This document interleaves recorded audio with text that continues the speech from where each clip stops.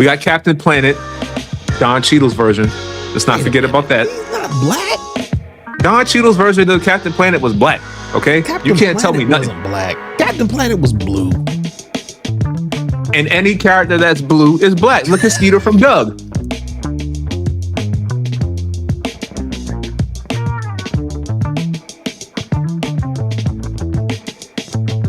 Now, if you've been living under a rock, and I assume you have, if you haven't watched this movie, Sinners, in my opinion, is the best movie of the year. We're not talking about maybe it's the best movie. We're not talking about it's a slight possibility. No other movie compares to Sinners. Amazing acting overall, excellent story, so much rooted in Black culture. There's just so much to talk about Sinners. One of the things that's been the talk of the town is Michael B. Jordan finally having the chance to cement his name in Hollywood elitism with a Best Actor award. I'd say word.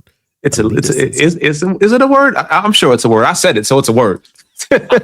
And it's going to be a word in a second. Note that down. Listen, I don't think we can afford that word. You might need to. Look, we're a new podcast. You might need to. We need a. Well, that's a monetization word. we ain't got that kind of budget yet. We're not grits and eggs yet. We got to speak into existence, brother, so we can become spam and scrapple. We spam and scrapple. We on the way up, man. What you doing? Spam and scrapple is crazy. That's the Tubi version of the podcast, man. Coming soon. Spam and scrapple.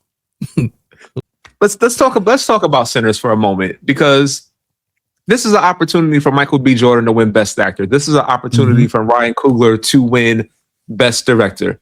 And I can't think of another time where these prominent categories were dominated by Black cast members. Black, right. You're talking about Delroy Lindo. You're talking about Michael B. Jordan, Ryan Coogler. And I completely apologize. I got to get her name. The lady who played his wife. What's her name? I don't know. Hold on a second. No, we're not going to do her dirty. I'm going to look her name up right now. We're going to talk about that. And see, here's the thing. Here's what I would say. I am not the best person when it comes to looking up names and credits and looking at the footnotes. I know people when I see them, and that's just in real life. Like if I see you, I'm hey, you. I don't know your name. So if I do that to you, don't feel bad. I don't know anybody's name. I know mine and the people that live in my house. I know Pat. Everybody else. All right. So one name I knew was Haley Stanfield. So that's Steinfeld. So that's her.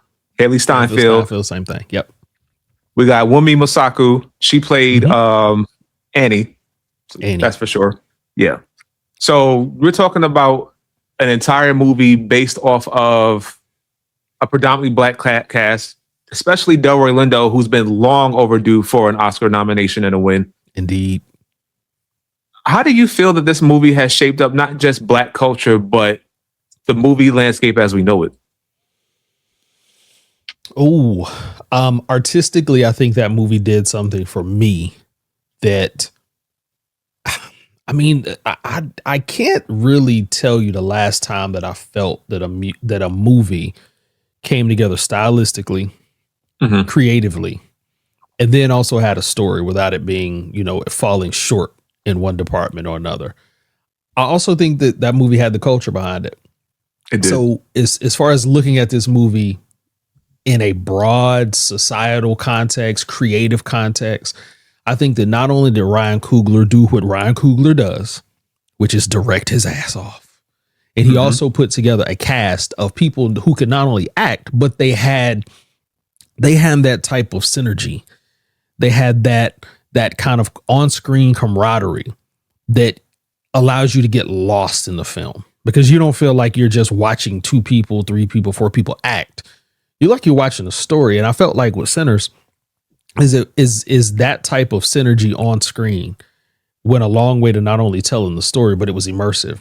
And then, underpinning that was the Black story. And there were so many Easter eggs that kind of alluded to things that we as Black people know, but they're not necessarily things that other people know. They're things that are in our culture. It's the unmentionables. It's the winks and the nods. It's the things that we communicate non-verbally when we're in the same room with one another. That's how that movie felt to me. And in a lot of ways, not only did we feel seen, but we felt justified and verified in that deep South, deep Southern roots that a lot of U.S. Americans have, U.S. Black Americans have, is we have roots in the South. And to me, that movie felt like home. I agree. And something interesting that you brought up too, which not only speaks volumes of the movie Sinners, but it just kind of showcases, in my mind, how much of an impact this movie has. You said that this has been the last time you haven't felt this way about a movie in quite some time. And I feel like for me, the last time I felt this way about a movie, ironically, was a Ryan Coogler movie. It was Black Panther. Black Panther. The first Black Panther had me in a chokehold because I grew up reading the Black Panther comics, and anybody from the 90s knows you only had a few Black superheroes. Oh, yeah. You had the Black Power Ranger. If you're a Dragon Ball Z fan, you had Piccolo. Wait a minute. Can you count him as a superhero? My man was doing hip hop keto. That's a Black superhero, okay? How many people? We're not going to talk about the hairline. We're not going to disrespect Walter Jones like that, okay? Show some respect to the man. Shout out to Walter Jones, the GOAT. Walter, if you're watching this, I didn't bring up your hairline. He did. No, I had to bring it up because I feel like anytime we bring up Walter Jones, we try to show him the most utmost respect, and people go back to the hairline. We're not doing that. My man lost his finger for you. Walter, if you're listening, I did not bring up your hairline. But you know what? I brought up Walter Jones as a Black superhero, so that counts for something. All right. All right, I'll give you that. But I didn't bring up the hairline. This is a team effort. But anyway. It's not group suffrage, though. It's a team effort, but it's not group suffrage. But yeah, you had like he say he wants no parts. Speaking of parts, no, we're not doing that. But anyway. All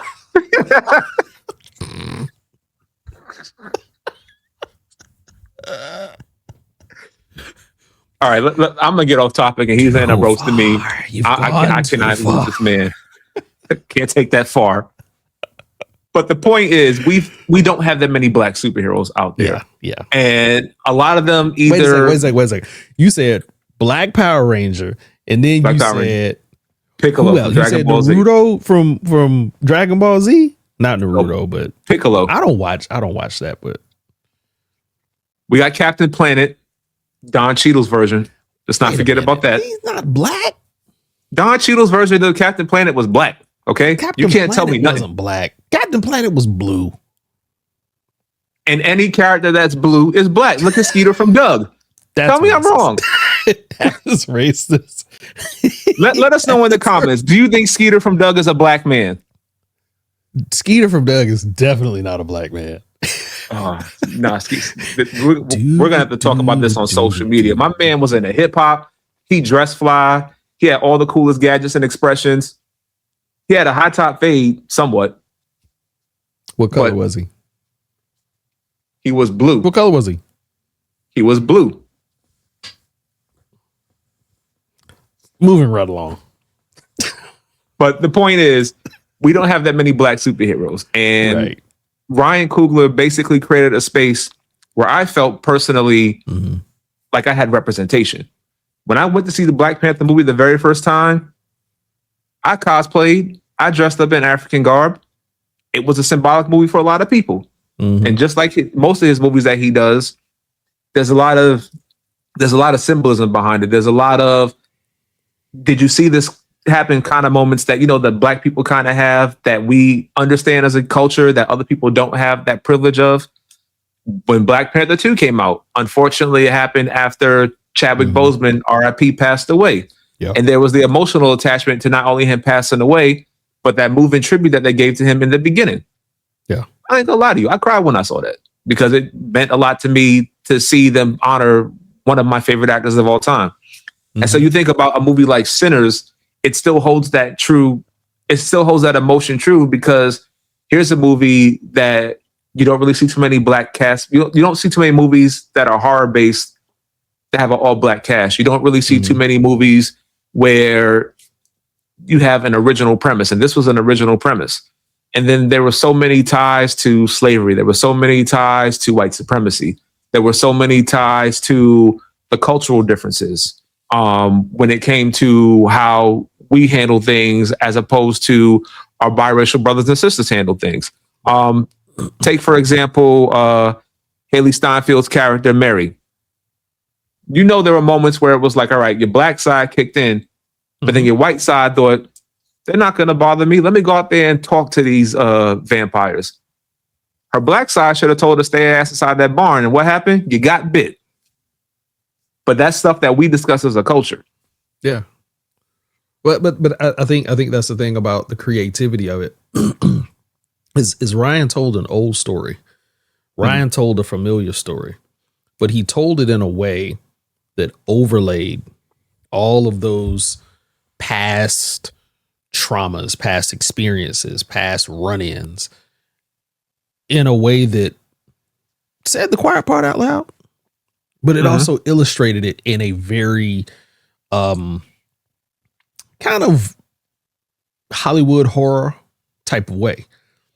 And I think Ryan's creativity and ability to do that, kind of like, what's his name? Jordan Peele does the same thing. Jordan. He points to the obvious, but he does it in a way that illustrates. He uses illustration and he uses the metaphor to drive home those really, really heavy points. And I think you hit the nail on the head. That's just one example of him taking those events in society and just overlaying it. And I got a question for you. What do you think about, what do you think the deeper story was about the two brothers? Because I've heard a lot of people go back and forth about, it meant this and it meant that. But from your perspective, how did you see that juxtaposition between the twins? Oh, that's a really good question, because anytime I watch Sinners, I think of the overlaying message of the movie as a whole, as opposed to the juxtaposition of both brothers. But I would think you kind of saw the stark differences in how they handled things as far as business goes, as far as like their mentalities. Because, you have one brother who's more of the hothead. I'm going to get my money. I'm going to get shit done. And I'm going to do things my way. You had the level-headed brother who was kind of like more open to certain things. He listened, but he always made sure he followed his brother's lead. Now, for me personally, I feel like the overlaying message to me of Sinners was that how far are you willing to go to sell your soul? Yeah. And it's not just with Sammy's character selling his soul, in my eyes, for the price of fame. It's how far are you willing to go to build this business that they tried to build? How far are you willing to go to protect white supremacy? Because remember, you had the Klan members who were out there. They targeted black people in any way they possibly can. They were able to kill previous black people before and lure them into this whole idea of, you get to buy this property. We'll come out the next morning. We'll kill you all. We'll wipe you off the face of the earth. And then we'll clean the evidence and then we'll start anew. So you had that. How far are you willing to go to protect your family? We saw, I feel bad because I don't remember the Asian lady's name. But again, we're not good with names. But when she went to go protect her, because I told you at the beginning, I don't know people's names. He did.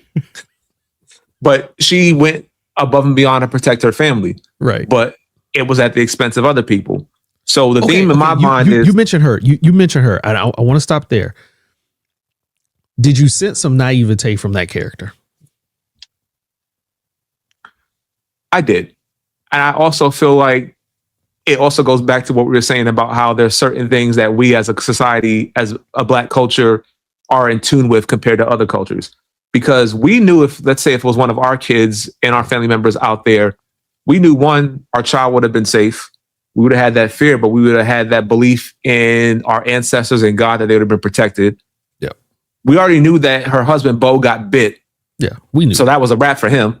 But she was in denial about that. Mm-hmm. It's like we as a people know we're not messing with that. We're not going to put ourselves in further danger. What happened, happened. We got to figure out how to get out this thing alive and pivot.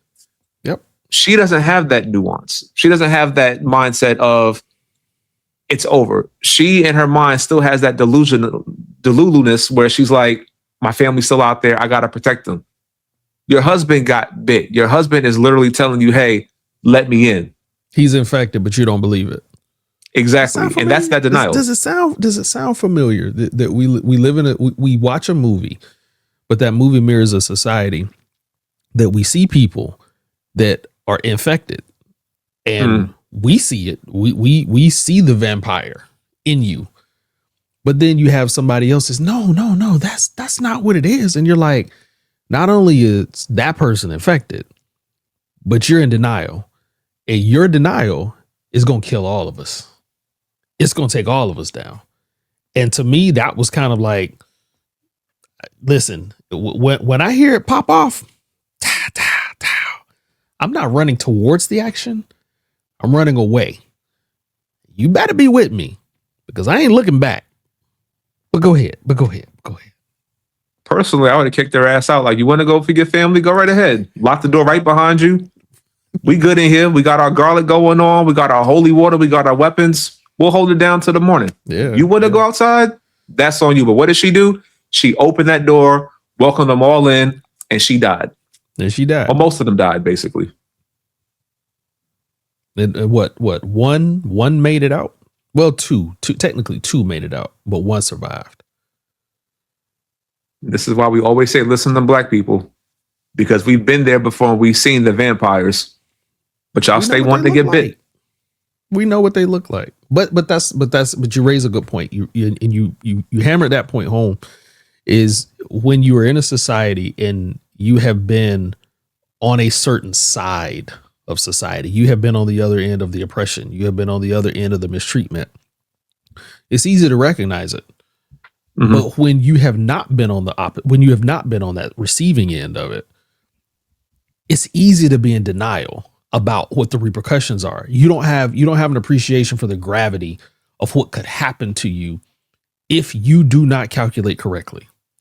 Because to me, there's a wide gap. There's a wide area of potential outcomes if you miscalculate, but that you are on what I would consider to be a protected person, a protected class, a protected group in this society. And I think that movie illustrates the severe penalty that you can pay for simply miscalculating what dangers are present, what dangers should look like, and then allowing your naivete to creep in and then not only put you at risk, but now you're risking the livelihood, you're risking the safety, you're risking the autonomy of everybody else around you.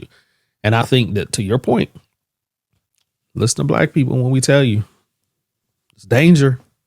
We don't got to look twice to confirm that it's there. Couldn't have said it better myself. And that's actually the perfect segue to discuss some true naivete, because what the hell is up with my guy, Pretty Ricky? Bro, we got to talk about this. We got to talk about this real quick. But before we actually talk about it, we're going to show you a clip. We're just going to roll the footage. Just roll the footage. Just roll the footage.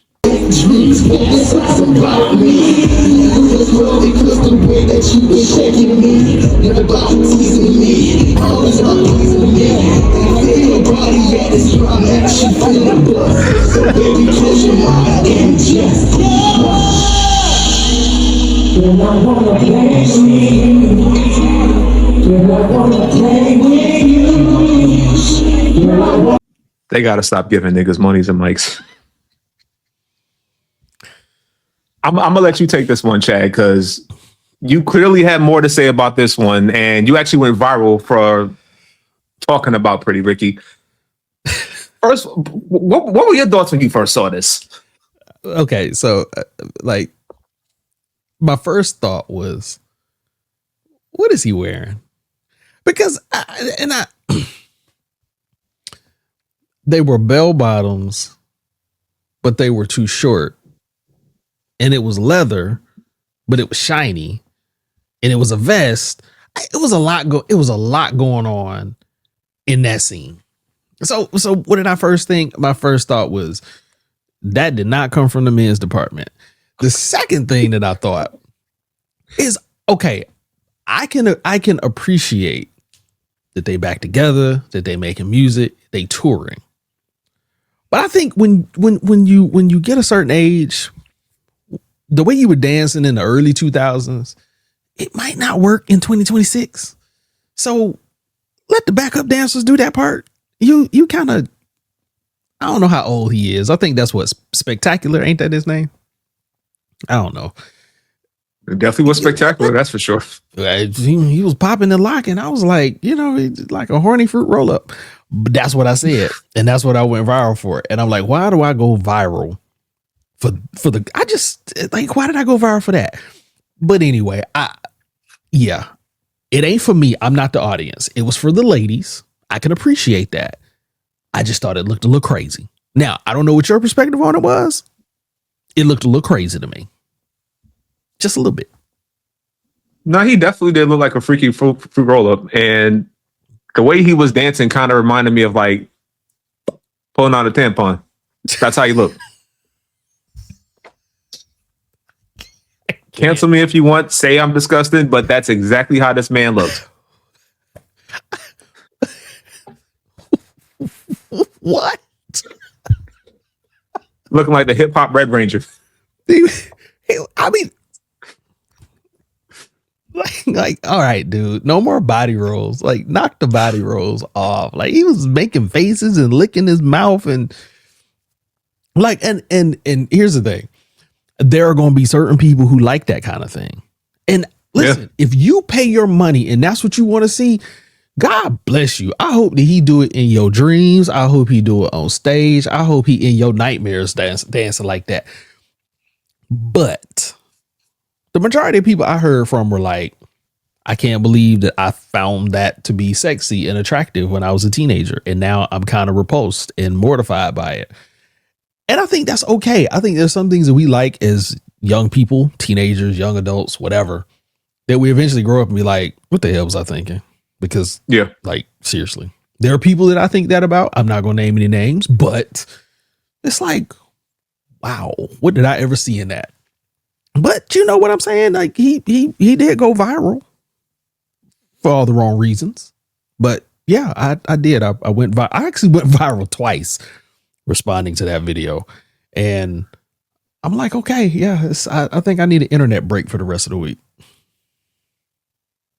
I just better not see you in that outfit, Pat. Because if I see you in that, this podcast is over. We're never doing this again. Well, you can definitely be assured that would never happen. I have a wife who does quality checks on me with anything I wear, and she would not let me come out the house looking like that. Yeah, come to this podcast looking like a fire engine red slip and slide. You better not. I have a reputation, okay? All right. I may do some silly shit, but you will never catch me doing that at all. Not the dances, not the Jordan / Air Force One / platform shoes, not the bell bottom capris, none of that. All right. Yeah, I'm good. But it does beg a question that I'm Slick Lee. I already get called red as it is for my light skin. I don't need to be called red for my face. That's it. You put on that red. You like a McDonald's sign. Ba-da-ba-ba-ba. You slide right on out of here. Just slick ass. Hey, yo. It's like a fry box. You put that on, you look like French fry box. Hey, French fries, come here. You're way too yellow to be putting on all that red. You can't do that. But you know what? It does raise an interesting question because you brought up the point that he did go viral. Yeah. And in today's day and age, we say it about anything that's viral or something that gets publicity. Is there such a thing as bad publicity? Because people are still going to the shows. Yes, there is a such thing as bad publicity. I think that, okay, so first of all, that term came from an era where there was no internet. There was print media, there was television, there was radio. So in order for you to break through, you had to break through a lot of layers in order to get some type of attention. So even negative press back in the day meant that, well, people who did not know about you then now know about you, even if it's for something negative. But now I think that media compounds upon itself, meaning that something that you put out can quickly lose the narrative that you had behind it or the intent that you had behind it. So I do think that not only can attention be bad, but if that tension gets out of your control and you can't shape what that narrative is like, then it can have the reverse effect. Because, I mean, look at Jay-Z and T-Pain. Jay-Z said, get back to rapping. You T-Pain it too much. What did that do to T-Pain's career? Whether people want to admit it or not, it kind of went downhill from there. And I think that as a society, we tend to have a little groupthink. So when something is viewed as negative, then even if we have a positive connection to it, we don't want to be seen associating with it because it's just not cool. So we're like, oh, I'm gonna like it, but I'm gonna like it from way over here. I'm not gonna go to the shows. I'm not gonna like the post online. I'm just kind of gonna quietly like it over here. And I do think that's a repercussion from some of the negative attention that things get. Mm-hmm. Yeah, I definitely see your point when it comes to that. And the one thing about social media, because a lot of people feel that social media, people who view social media have short attention spans. And this may be something that may, get swept under the rug and they keep it pushing, but the internet is forever. And at some point, this clip is going to pop up once again, and they're going to reference your post when you call them a freaky fruit roll up. So actually, I called it a horny fruit roll up. Horny. Like Whitney said, if you're going to tell my story, you tell it right. You better lay low.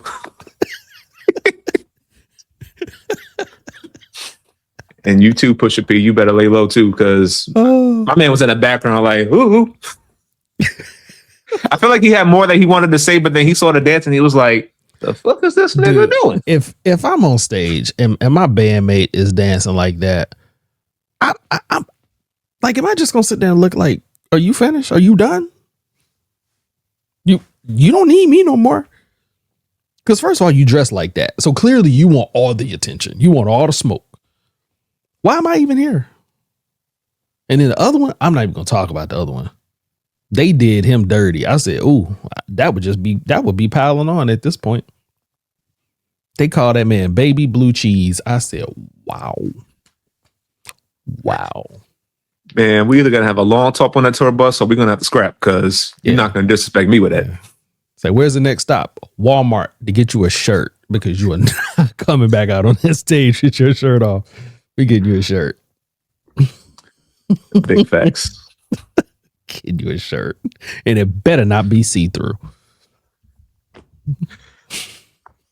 Oh man. What was y'all thinking, man? It's fine if y'all like that kind of stuff back in the day. But at some point, and that's actually, you know what? I'm gonna ask you this question before we wrap this segment up and wrap this episode up. Every artist I feel has that phase where they're sexualized, for lack of a better word, by their audiences. So you have Pretty Ricky, you have B2K, you have artists like that who the girls go crazy about. And they do the dance moves, they do the mannerisms, the licking the lips, the batting eyes or whatever, and it gets their attention.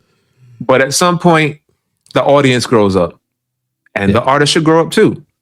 Yeah. So my question to you is, do you feel because they're still pulling off the same shenanigans and the same mannerisms they did back in the day, it kind of devalues them as artists? Or do you feel like this is the music that they brought up with us, they brought us up in, and they're just going to stay true to the element?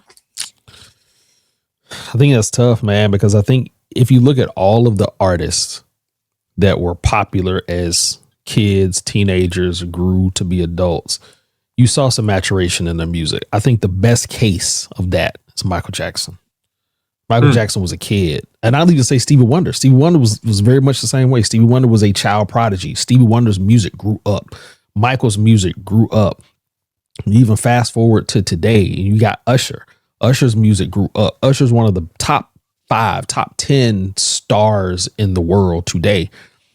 But 14, 15, 16-year-old Usher is not the Usher that we have right now. And I think that part of that is you have to be very intentional about your brand. And I think part of your art is your brand.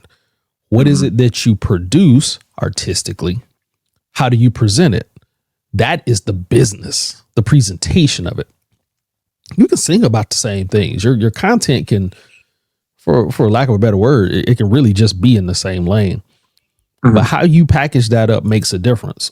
Case in point, if you go to McDonald's, you go through the drive-through, you're going to expect a certain amount of presentation because that presentation aligns with that price point. But if you go to Ruth's Chris, if you go to Sullivan's, you go to one of these high-end restaurants, Capitol Grill, something like that, and Ruth's Chris has a drive-through, but they charge you $100, you're going to look at that and you're going to be like, there's something about this presentation that don't amount to the price.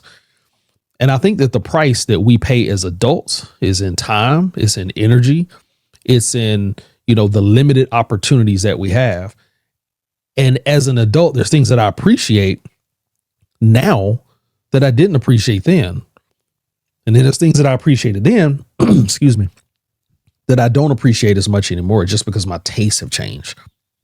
And I think that with a lot of their fan base, they can sing the hits. They can do all the things that they did before, but the presentation hasn't changed. And then also there's nothing about their music that has grown into 2026. So while I do think these tours are a way for them to keep the buzz going, they're stuck in that, the greatest hits year. They're stuck on selling out shows or selling shows based on who they were, not who they are. And I think that's the danger, is you don't really have anything new to sell people. You're just selling them the greatest hits. Well said. And there's an underlying theme. We're talking about Sinners, where we're talking about Pretty Ricky. One word comes to mind: evolving. Think about Sinners. It's about time the movie industry evolved into accepting, respecting, and acknowledging Black actors and actresses. And even with Pretty Ricky, you got to evolve into 2026. Evolve into some new clothes. Evolve into some new dance moves. And for God's sakes, man, don't do this. Don't do that. Do not get on Beyonce, Giselle Knowles, Carter's internet and do that ever again, okay? That was not in the choreography. That was not what we practiced. I can picture Pusha P eating the part. Sitting there eating a snack and he see this man doing in your mouth. We paid you to sing. We don't want to see your tongue. Your red outfit. Go, Crackhead Ranger. Speaking of Power Rangers, we're not getting back to Zach. Walter Jones is the best Black superhero, and we're going to end it with that.